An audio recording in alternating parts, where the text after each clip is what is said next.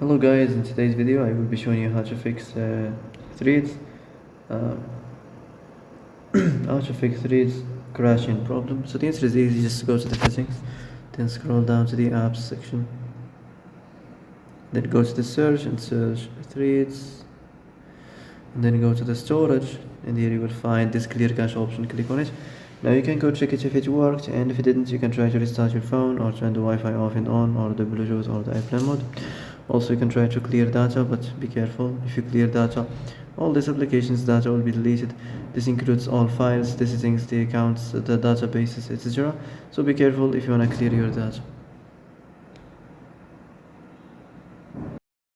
And that's it for today's video. I hope this is the answer you've been looking for. If you like this video, don't forget to like and subscribe, and see you in the next video. Thanks for watching.